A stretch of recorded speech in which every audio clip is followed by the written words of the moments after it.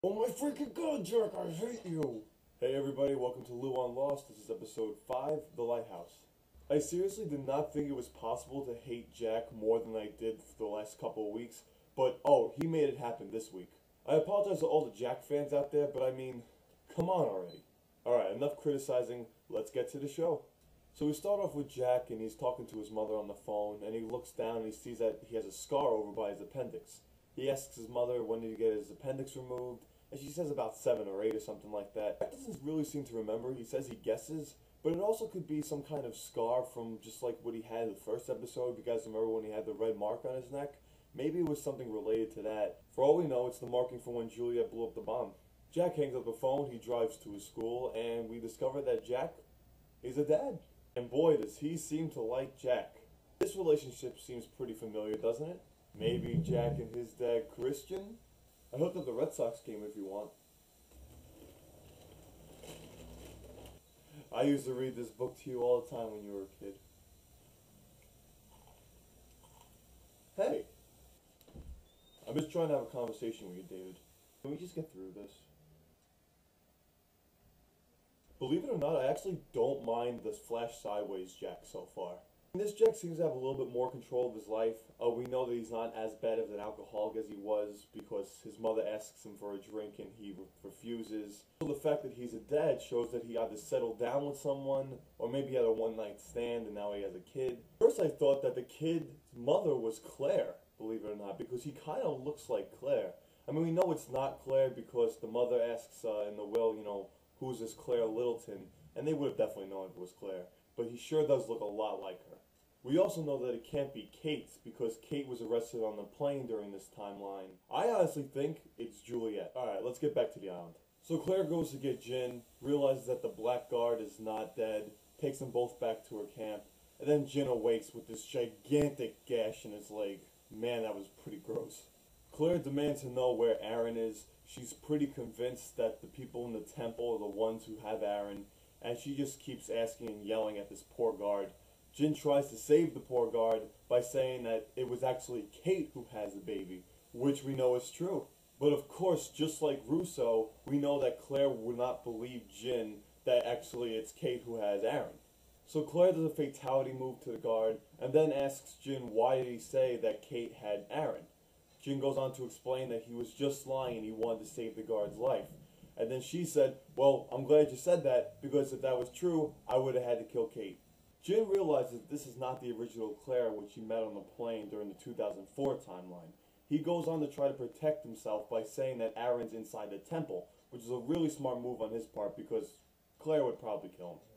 All of a sudden, man in the black shirt comes in, and Jin is just like scared out of his mind. He's like, John? And then Claire's like, no, that's not John, that's my friend. So there's a few things that I got from this. 1. We know the last time that Jin saw Locke is when they were about to travel through time, when Locke fell underneath the ground, and then he turned the wheel to make them all go through time again. We know that that was the last time that Jin has seen Locke. 2. We know that the guy in the black shirt is manipulating Claire because he obviously turned himself into Christian Shepherd the first time, saying that that was her dad, and then turned himself into John Locke, and then talked to John Locke, and then talked to Claire to try to get her on his team. 3. It also now officially makes sense to me why the man in the black shirt needed John Locke. Maybe this isn't accurate and maybe I'm wrong, but the reason why I think that he used John Locke was because he wasn't a candidate anymore since he died off the island, which crosses his name off, meaning that there's 5 numbers left: 8, 15, 16, 23, 42. Notice that all of those numbers who represented those people went back into the 1970s. What I'm thinking is that if you are still considered a candidate, you cannot switch timelines between everyone. You stick with everybody who is also considered a candidate. Hence why Sun went to 2007 because she wasn't. And also why John Locke went to why his dead body went to 2007 because he was dead. Plus, if Sun was a candidate, why not just go to the 2007 timeline, kill her, and then use her body to get to Jacob? Hence the loophole. So that eliminates everybody but John Locke. Alright, let's get back to the show for a little bit. So this is only going to be brief because I have a lot of theories to go on. So Hurley goes to want to get food as usual, and he sees that Jacob is inside the temple. Hurley wants to know what he's doing, and Jacob says he has a job for him. He tells Hurley to write down all this information, to find paper, and of course Hurley writes it on his gigantic arm, and man is that handwriting sloppy. Jacob lets Hurley know that he has to get Jack for this mission. So Hurley goes to get Jack, and of course Jack doesn't want to go, and he says, "You have what it takes."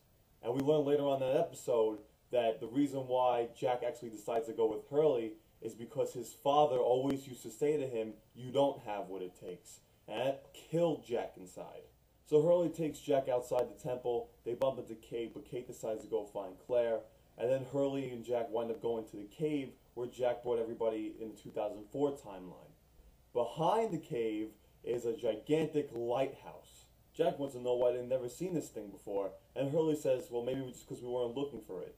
Either that, or maybe it wasn't even built when it was 2004 timeline. So Jack kicks open the door, they go upstairs, and now they see this giant device, kind of like a compass of some kind, and it's surrounded by numbers and people's names.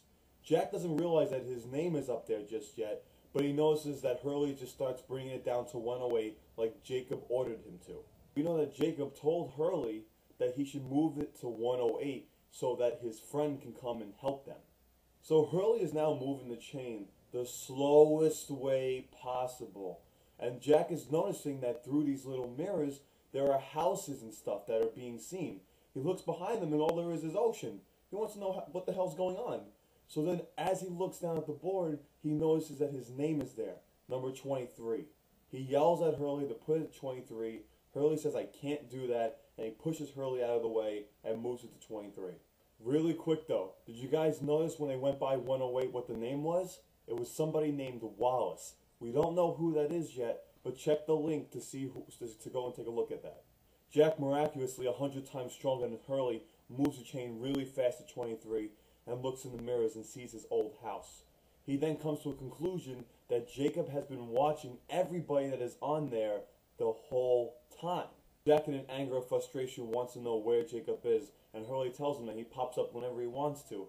He demands to know why was Jacob looking at him. And of course Hurley's not going to know. And I'm pretty sure even if he did, he'd be too scared to tell Jack. But Jack just keeps egging it on, in fact, asking it 1,000 times. And now we know because of the promo, Jack picks up something and hits the glass and breaks the glass all over. And now whoever was supposed to be coming to help to get to the island might not be able to get there. And this is what really gets me upset with Jack right now. Now we know that Jacob tells Hurley that this is what Jack needed in order to start believing, because he's an important part of the island. Why, I don't know, but I'm sure we'll find that out in the next couple of episodes. This is my theory now on the whole circle thing with the numbers. There are 360 degrees in a circle, so I'm assuming that there are 360 candidates that Jacob and the man in the black shirt have chosen from. Either that or just Jacob.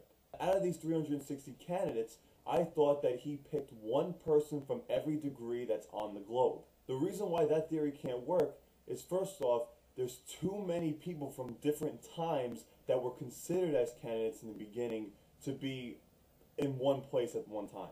Even if it wasn't like that, it would just be still too far apart. Jin, or son, is 42 and Jack is 23. You know, they're too close of numbers for them to be on different parts of the world. So now what I'm thinking is that the numbers represent the order in which you were going to be the protector of the island. Like, for instance, the lower the number you are, the more qualified that you seem to Jacob to take care of the island. The only reason why I also think that is because if you see people who are the higher numbers, they seem to be weaker people than the people who are lower numbers. Like, I think Claire was in like the 300s. It said Littleton, 331, I believe. And then you have somebody who's like Locke, who's number 4, who's like this strong-willed person to take care of whatever he can. And like Hurley, who might be sweet on the inside, but he has the power to see the dead, and he can help out anybody really who he wants to. It's just a theory, but I thought it was cool. Let me know what your theory is. Next week's episode is called The Sundown. I can't wait to see what happens. And before I go, just remember who's on whose side right now. The man in the black shirt so far has Claire and Sawyer. And Jacob right now only really has Hurley. Jack is yet on his side. Same thing with like Jin is yet to be on the guy with the black shirt side. Can't wait to see what happens. Thank you for tuning in, and I will talk to you guys later.